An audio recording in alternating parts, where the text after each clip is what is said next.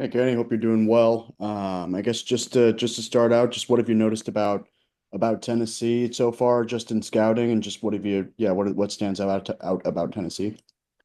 First thing is their physicality. One of the toughest teams in the country. One of the best offensive teams in the country. They run their stuff hard. They take good shots. They got good scoring. They got great rebounding, great length, and they got a floor general on the floor that controls the game. Very good team. You can see why they're number one in the country. And you mentioned the physicality there, and I know Coach Calipari had talked a little bit about wanting to be more physical going into this game. Just how do you, I guess, kind of implement that, going into league play at this stage of the season? I think we just have to simulate how the game is going to be played, without referees, meaning that how does this team play? They're going to hit you. They're going to set good, strong, hard screens, and you have to be able to deal with it. And we have to do the same. We have to play tougher around the basket. We have to hit first and not be hit, and then go attack balls. And then obviously Jonas came from Tennessee last year. Just how much have you guys been leaning on him in the prep to this game, and how much has he maybe, I guess, been just, I guess, from a scouting perspective, if that makes sense? Well, the great thing about this team and Coach Cal is that him and Coach Barnes have been friends for quite some time and very familiar with each other. So it's not like there's no familiarity with who Tennessee is, what type of coach they have. Jonas just brings an added plus because he's coming from that program, and he knows it, to a strong extent, maybe a little better than we do, but we know how the game is going to be played. We know how good they are. We know what they bring into the table. Connor? Hey, Coach, appreciate you talking to us. Big Z's been a little banged up the last stretch of games. Just going into conference play, where do you kind of see his role being, and what do you need from him going forward?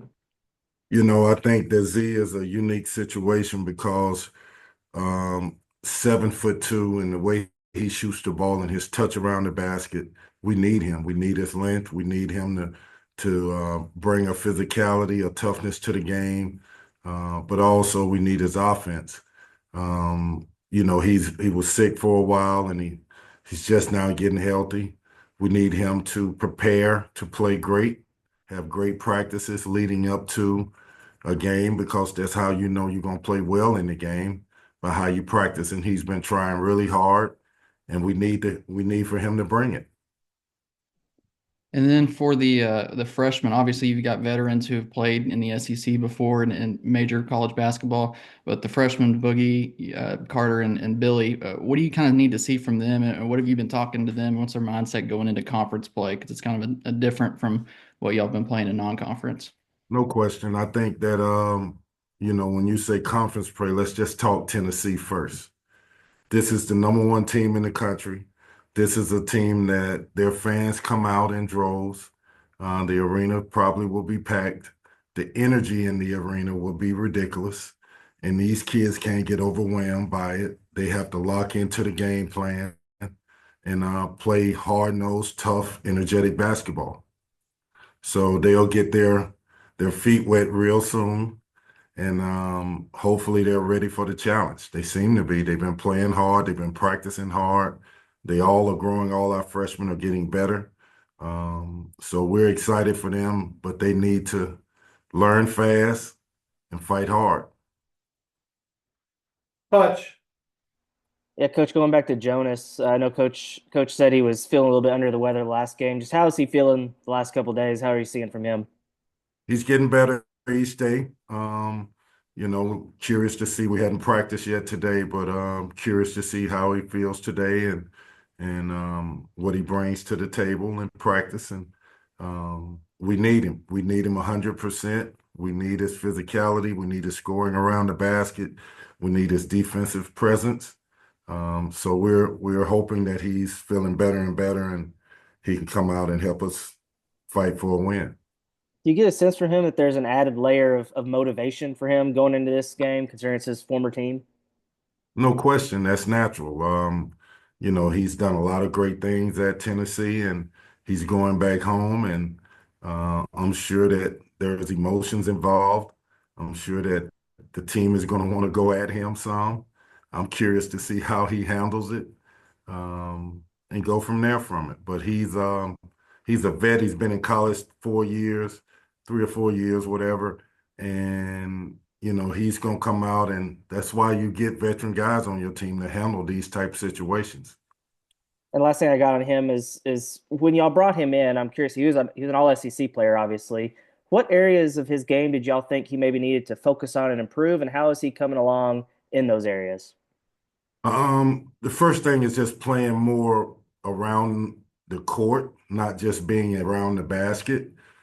Being comfortable playing on the court, being comfortable shooting jump shots from elbows and occasional threes, um, being able to be great in dribble handoff situations and diving hard. Jonas has had a hard time because he's had injuries.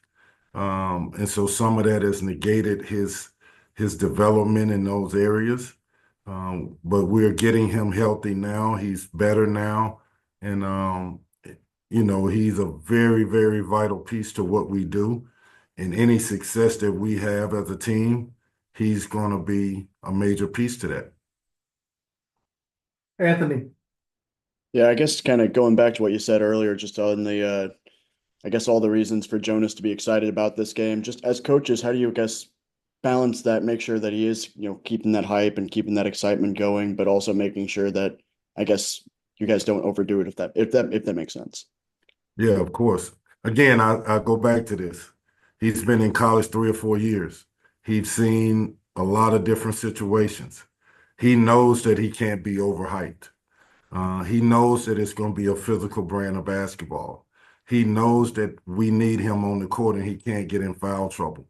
So he will have to, in some regards, be disciplined about how he plays, smart about how he plays, but also aggressive about how he plays at the same time. And a lot has been made, I guess, on Trevin Brazil's kind of development since the start of the season. Just what have you kind of seen from him that's kind of made him, I guess, take some of the steps that he's taken thus far? His energy level from day to day, practice habits from day to day, him buying in and accepting, I want to get better. I want to be pushed to be better. Him embracing that. He's done nothing but over the last 2 or 3 weeks, there's been a drastic change in how he approaches everything. He's a very good player. What he's doing defensively for us is been great. We need him to continue to do that because he brings a different dynamic to our team. He's a kid that can play the 4 or the 5, but then he can switch and guard guards, and sit down in the stands and move his feet and keep you in front and block 3-point shots. So that's vital for us. And he's embraced that role. He's playing with more spirit, more joy. He's having fun on the court, not just in games, but also in practice. And it's great to see for him. And then just the last one from me. Obviously, you've been in the SEC before, and I know the focus is on Tennessee, but a lot has been made just about how deep and how strong the SEC is this season. Just what do you notice about the league as a whole? Is there anything different from past years that you've noticed? And just kind of what do you see there? Definitely there's a difference from past years. I, was fortunate enough to go to the NBA, and this league reminds me a lot of the NBA and the fact that you have to take it game by game. You can't look ahead and say three games from now we play this team or that team. It is day by day. You better prepare for every single team in this conference as if they're the number one team because there's going to be a lot of parity. There's not a lot of wiggle room between one team from the top to the bottom, whoever they are from top to bottom. So you have to be prepared. So I would say that the day-to-day grind to prepare for who you got next is vital. And if you look 2 games ahead or 3 games ahead, you're in trouble. Jackson.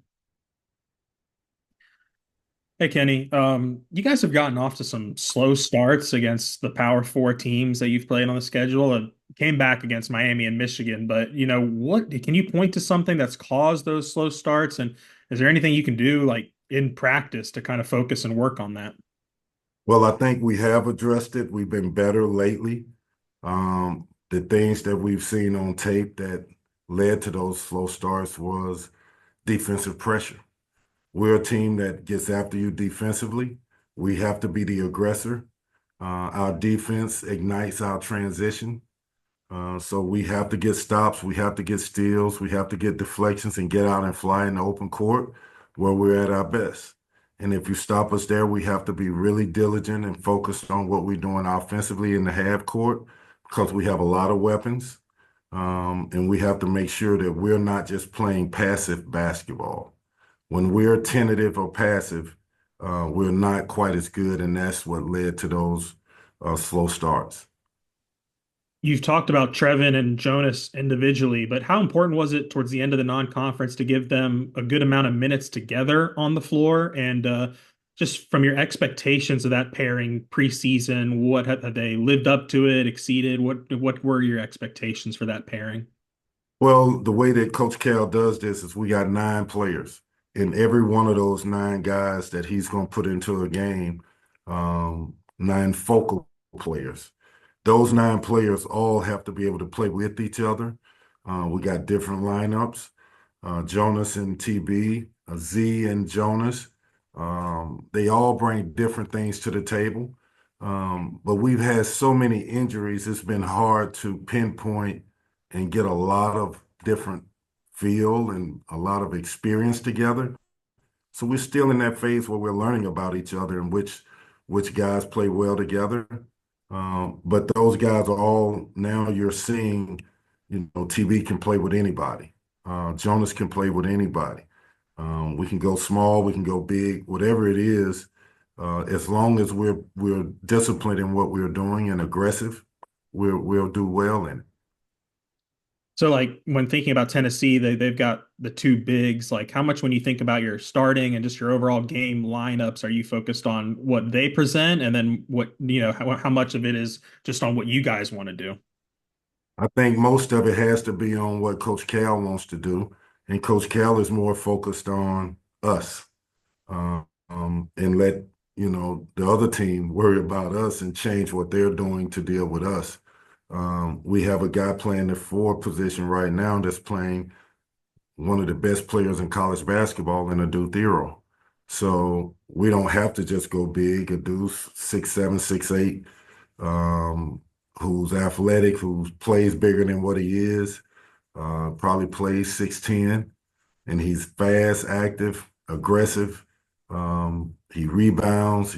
He does a little bit of everything. So we have to focus on us, but knowing what they do as well. And last one from me, I know you might not give us an official status, but has John L been able to practice? How's he doing in his recovery? Yes, he's been practicing. He's getting better.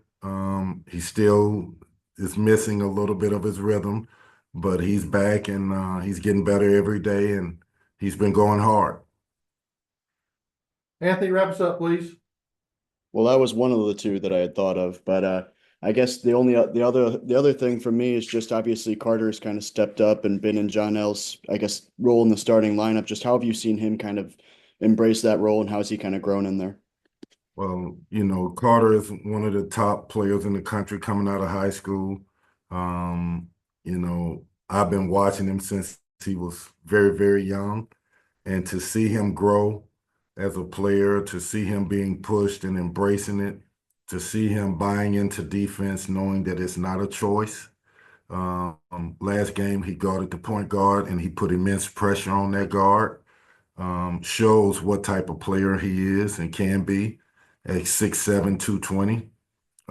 He's a strong body kid, and he's embraced that. And it's not just about scoring the basketball, which has been his MO from high school. Now he's bought into defense and rebounding and toughness, and that makes us a different team.